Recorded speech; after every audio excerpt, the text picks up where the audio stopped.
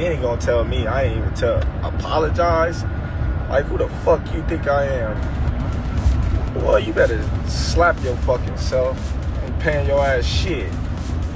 Fuck you talking about pay you $300,000. What makes you so motherfucking better than any other sanctioned bodies? Huh? Answer that question. What makes you better than the WBO, the IBF, or the WBA? Everybody accepted what I was giving them. But you, the WBC, think that you better than everybody. Going up against a guy who was perceived as being bigger and stronger, Crawford was strong. Crawford was strong enough to defend the ball, strong enough to make him respect his own power. He used his jab, he used his distance.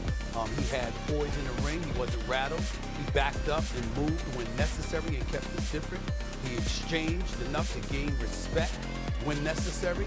It was a brilliant, masterful fight on Terence Crawford's part. You will not believe what just happened to Terence "Bud" Crawford. The WBA and WBC have stripped titles from one of the greatest fighters of this era, and boxing is in complete chaos. Stephen A. Smith and Max Kellerman reacted, and instead of blaming Crawford, they pointed to the real problem. Not Bud, not his team, but the system itself. The deeper this story goes, the worse it looks. When the news broke, fans thought it was a mistake. How do you strip a man who moved through 3 divisions, beat Errol Spence, beat Canelo Alvarez, became undisputed in multiple weight classes, and carried the sport for the past year? Why him and why now? Stephen A. said the move felt political, unnecessary, and suspicious for the top pound-for-pound fighter in the world. Max Kellerman called it an embarrassment for boxing. They were not wrong. The WBC says Mauricio Suleiman stripped Crawford for unpaid sanctioning fees from his last 2 fights. They claim they contacted Crawford, his manager, and his legal team with no response, so they acted. The amount is said to be around $300,000 from the Canelo fight and the one before it. These are the fighters. There was a decision that he took, a decision that the WBC took, but in no ways there's any feelings other than wishing him success, and may God bless him inside and outside the ring. And I like the idea of us signing this beautiful signal.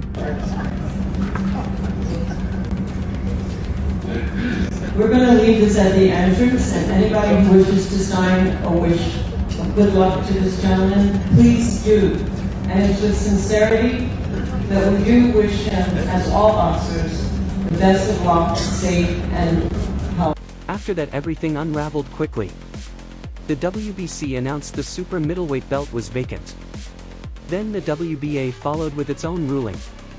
In seconds, the undisputed status Crawford earned inside the ring was broken apart outside the ring. No punches were thrown, no rounds were fought, yet the belts were gone. La verdad no me voy a rebajar Digo, ya me comentaron, ¿no?, que tú dijo cosas horribles, no me voy a rebajar. Terence Crawford es un boxeador. El propósito de la existencia del organismo es el boxeador, y que Dios lo bendiga, que tenga mucho éxito. Es un gran peleador, ha sido campeón mundial de los 4 organismos, ya 12 años, es la estructura, y si él toma sus decisiones, ese es su derecho, y lo que él diga es cuestión de lo que él va a decir. No va a encontrar en el Consejo Mundial de Boxeo un rival para pelear, definitivamente. When Crawford heard the claims, he exploded. During an Instagram live session, Bud snapped. He said he was not paying them anything and questioned why they thought they were better than other organizations. He said the ring belt is the real belt and it costs nothing. Bud also said Suleiman was angry because he beat Canelo. He said he could see it on his face. Many fans believe him because the timing feels too perfect. Crawford becomes the face of boxing, beats Canelo, becomes a global star, and suddenly the belts disappear. Does that sound normal? Share your thoughts. Mauricio, I appreciate you. I appreciate you. Because everybody in the world know you was going for Canelo. You was mad that I beat Canelo. It's okay. It happens, you know? But if you a real fan of the sport, you would have, said congratulations instead of having that little smirk on your face, all mad and pouting. But listen though, you should have took the money, and you should have been thankful and grateful that I was rocking your belt around as your champion. They got they ranking systems when people be mandatories for years, like Benavidez. You know, they don't strip these fighters, but I give credit to the IBF. They stripped me. They ain't even give me time. They stripped me. Pop me. Even though I wasn't, you know, coming back down the weight, but, you know, they handled their business. They did what they were supposed to do. The WBC, you ain't never see them strip no Canelo. Stephen A. and Max did not attack Crawford at all. Instead, they went after the entire sanctioning system. Stephen A. said you cannot call it a world championship sport when fighters lose belts without fighting. Max added that boxing wants legitimacy but uses rules casual fans do not understand. He said boxing has too many belts, too many rules, too many fees, and too many inconsistent decisions, and now it is hurting the best fighter alive. Turkey Alashi, I have an idea on how you can fix boxing almost forever. Turkey, it is understood and no mystery that you have a ton. You're already having it to the point where everybody is just fighting each other and people are getting exposed. And we're finding out who the best is. Now all we need is one title. If you can buy out all the sanctioning bodies and replace it with that one undisputed belt. One belt, one champion, like back in the day. And now everybody got to fight the champ. And hell, you shouldn't even have to pay a sanctioning fee. Here is where the story changes. Crawford is not denying that he did not pay. He is denying why they are asking for the money. He said these organizations stay in luxury hotels, eat expensive meals, and use fighter fees to fund their lifestyles. He said fighters are charged for every belt they win. Bud even said they should be paying him. When a fighter beats Canelo and becomes undisputed at 38, that argument carries weight. You know, I see Mauricio, you know, got a lot to say about me not paying him $300,000 plus another $100K something for sanction fees, right? Then he gonna tell me I ain't even apologize? Like, who the fuck you think I am? Boy, you better slap your fucking self. Ain't paying your ass shit. Fuck you talking about pay you $300,000. What makes you so motherfucking better than any other sanctioned bodies? Huh? Answer that question. What makes you better than the WBO, the IBF, or the WBA? Everybody accepted what I was giving them. But you, the WBC, think that you better than everybody, don't you? So since you, the WBC, and you got the fucking green belt, which don't mean fucking shit. Fucking real belt is the ring belt, which is free, motherfucker. What are you talking about? You want me to pay you more than the other sanctioned bodies because you feel like you better than them. How in the world all the sanctioned bodies agreed to the same amount, but you sit your motherfucking ass up there and say that I need to apologize to you? The fuck? You can take the fucking belt. This leads to the major question Stephen A. raised. Should sanctioning bodies really have this much power over elite fighters? Share your opinion. Years ago, Floyd Mayweather warned there were too many belts and people laughed. No one is laughing now. Floyd said the belt system exists to take money from fighters. People don't know, you have to pay for every belt that you win, there's a sanctioning fee. So now if a fighter wins the interim belt, he has to pay a sanctioning fee. If a fighter has just the regular belt, he has to pay a sanctioning fee. Then if a fighter is a super champion, then he has to pay a sanctioning fee. This is not good for the sport of boxing. He warned that paying fees for every fight is a trap. Now Crawford is living that warning in real time. Floyd always said fans do not realize how much money these fees drain from fighters. Too many belts, too many fees, too much politics, and now Bud is dealing with all of it at once. seeing fighters after the fight, everybody got a championship belt now. Now boxing, all these belts is like trophies. The WBC, the WBA, the IBF and the WBO, y'all gotta clean this shit up. Y'all have to clean this up. This is bad for boxing. Ain't there's such thing as no super champion. You guys are just taking extra money from all these fighters, getting extra money from sanctioning fees. And this goes to my company as well. We gotta clean this sport of boxing up. This don't look good. When you look on TV now, everybody's a champion. This is where opinions split. Not everyone supported Crawford. Some defended him and some did not. Lamont Roach said everyone has to pay fees because it is part of the system. Bill Haney said fighters should not be forced to pay unless they agree to it beforehand. Now I hear this narrative, this new narrative that you don't have to be a champion. Mm-hmm. You don't have to be a champion. That's a falsehood. Somewhere, everyone started thinking that they have to pay for the sanctioning fees, right? That's what the public, right? If you take a look at the public and what everyone is saying, the fans are, you shouldn't have to pay for. Well, we don't pay the sanctioning fees. Comes out of the check. No. It's decided way before the fight even happens. Who's gonna pay the sanctioning fees? Well, if you deliver a world title fight to a network, the network is gonna pick up the sanctioning fees. Yeah, the network is gonna put enough in the budget. Listen, we need to knock it off and stop. Not every time, because listen. I remember Wilder complaining he had to pay $40,000. Then Errol Spence shocked everyone. Spence defended Crawford. He repeated what Floyd said. There are too many belts, and that is the real problem. What's the deal with boxers paying fees for belts? Is that a real thing? Yeah, that's normal. That's called sanctioning. Is that fair? Yeah. Fight for their belt, you better pay their damn money, because if you don't have a belt, you're not making as much money anyway. Let's say, for instance, right, you find me a deal for $1 million, but you want $300,000. Okay, that's a lot of money. But I wouldn't have had the fucking million to begin with if it wasn't for you. It wasn't for fun. Pay the sanctioning fee. Stop being a cheap fuck. Think about that. The man Crawford beat in the ring is now backing him after he was stripped. If his biggest rival sees the system is broken, what does that say? Social media exploded next. Fans believe the timing looks intentional. Crawford becomes the most dominant fighter, tops every pound-for-pound list, beats the biggest star in Canelo, and talks of mega fights grow.